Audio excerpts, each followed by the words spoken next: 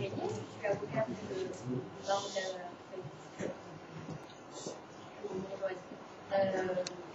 près du tribunal de grande instance de Grasse et à son d'exercice. J'ai travaillé dans un cabinet spécialisé en droit immobilier pendant 5 ans. Je n'ai pas la spécialité de droit immobilier, mais c'est vrai que c'est un peu ça que je continue parce qu'il y a beaucoup de demandes et c'est surtout il y a beaucoup de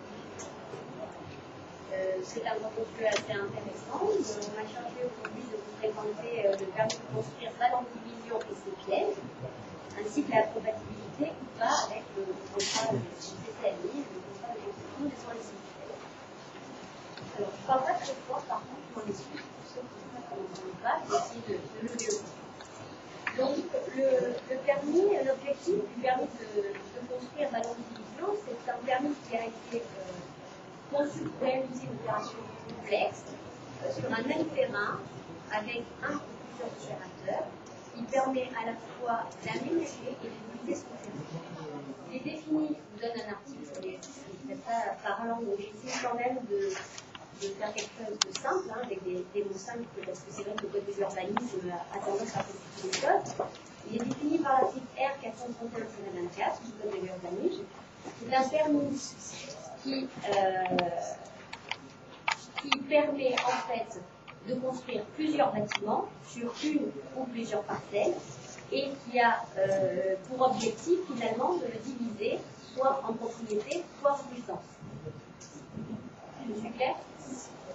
C'est-à-dire que d'abord, je suis titulaire d'une parcelle, d'un terrain. Je vais obtenir l'autorisation de construire plusieurs bâtiments et au cours de la construction, avant son achèvement, je vais demander de le diviser. Donc, le permis de construire Valence Division est composé de 3 critères. Un critère matériel, c'est-à-dire la construction de plusieurs bâtiments. Alors, qu'est-ce qu'on entend par bâtiment?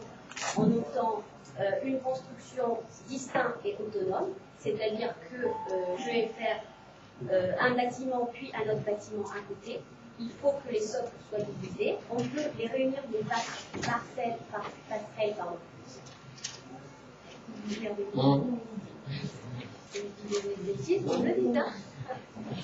Donc en fait la jurisprudence dit que sont considérés comme des bâtiments, deux bâtiments distincts et autonomes, c'est-à-dire avec chacun leur socle, mais qu'on peut les réunir, comme je disais, par des passerelles, c'est quand même considéré comme deux bâtiments. Il faut une opération de construction. Alors, bien évidemment, une question que l'on a, c'est si je fais de la rénovation, est-ce que c'est considéré comme une opération de construction? La jurisprudence nous dit qu'il y a rénovation au niveau de construction lorsque la rénovation est lourde. C'est-à-dire, en gros, je détruis, je construis. On va dire ça comme ça. Ou j'essaie de faire du neuf avec de l'ancien. C'est-à-dire vraiment une opération de construction. Ça peut concerner tout type de bâtiment. On a tendance à penser bien évidemment à l'habitation, ça peut concerner aussi les centres commerciaux, ou tout type de bâtiment. Le critère juridique, c'est la division du terrain d'assiette de l'opération, soit en propriété, soit en jouissance. Alors, le terrain d'assiette, je vous ai mis une définition, c'est parce qu'on utilise souvent, lorsque vous avez contact avec un constructeur, il parle de l'unité foncière. L'unité foncière, c'est tout simplement une parcelle cadastrale d'un seul tenant et appartenant à un même propriétaire. C'est ce que vous voyez généralement. Je n'ai pas de modèle, on ne savait pas qu'il y avait un reproducteur. Ça fait plusieurs parcelles cadastrales. Oui, plusieurs parcelles. Voilà, plusieurs. C'est-à-dire que ce n'est pas des parcelles qui sont regroupées. Des parcelles attenantes. Exactement, continue.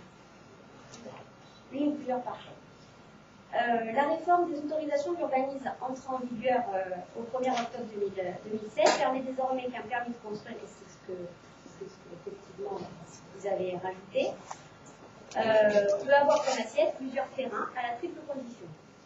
Qu'ils soient contigus, c'est ce que disait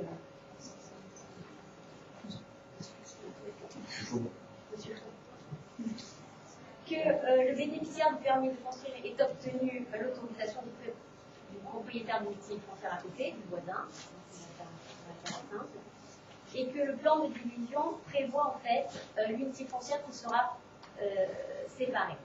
Ce qu'on appelle une division primaire. Je suis désolée, c'est un peu complexe, mais vous avez compris, c'est-à-dire que pour construire sur une ou plusieurs unités foncières, il faut qu'elle soit contiguë, il faut obtenir l'autorisation du voisin, il faut que le plan de division prévoit la parcelle qui sera détachée ultérieurement.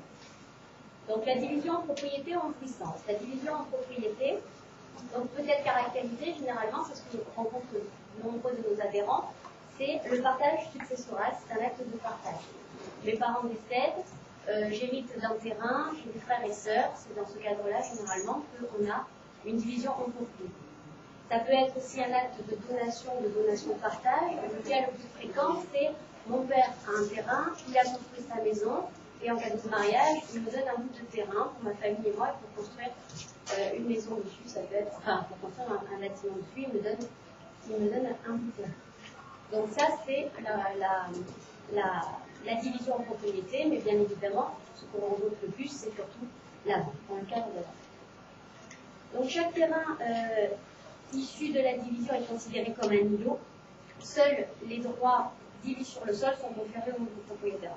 Ça, on va passer, parce que ça risque d'être un peu compliqué. Donc, concernant la division en jouissance, ce sont les droits à construire conférés, je vous donne la définition, je vous l'explique après. Ce sont les droits à construire conférés sur certaines parties du terrain, ou des droits de propriété sur des immeubles situés sur le terrain.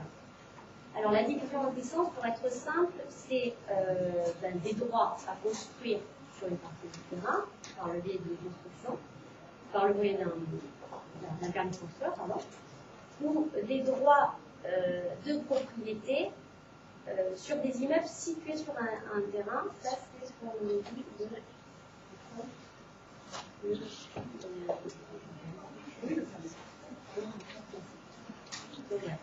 la division en jouissance n'affecte pas le terrain. Donc, pour être clair, on ne touche pas à la nue propriété du terrain, on ne touche pas au terrain, on touche sur les droits que l'on va avoir de jouir ou de construire sur ce terrain.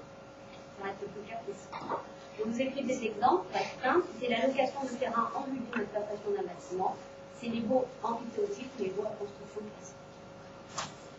Donc le cas de la location, c'est vrai qu'on a eu le cas de savoir, lorsque les constructeurs ajoutent des maîtres de l'ouvrage arrivés en me disant je vais construire plusieurs bâtiments sur un terrain, puis je vais les mettre en location, est-ce que c'est considéré comme une division du terrain? Parce que vous avez compris que le permis valant division, je construis un terrain, je construis dessus, je divise après. Est-ce que la location est considérée comme une division? La jurisprudence, même l'administration, a répondu fermement avec ça et a dit que non, parce qu'en fait, il n'y avait qu'un droit il n'y avait pas de transfert de propriété quelconque, il y avait juste un droit de jouissance et que ça ne permettait pas de considérer qu'il y avait une réelle division, puisqu'il n'y a pas de droit possible. Le critère temporel. Donc, le critère temporaire est simple, hein, il est même dans la division, c'est quel est le moment de la division. Le moment de la division, c'est avant l'achèvement des travaux nécessaires. Donc, il doit intervenir avec petite différence, ça c'est les pièges, on va dire, à éviter. Quelle est la différence entre justement le permis valant division et le lotissement? Le permis valant division, c'est le permis qui doit être, c'est la division doit intervenir avant le permis de construire, mais après le permis de construire, mais avant l'achèvement du travail. C'est pour ça que je vais préférer vous faire un petit tableau. C'est très simple, mais c'est vrai que ça peut être mal interprété, mais il faut avoir le conflit. La droite, le gros piège à éviter, c'est ne pas confondre avec le lotissement.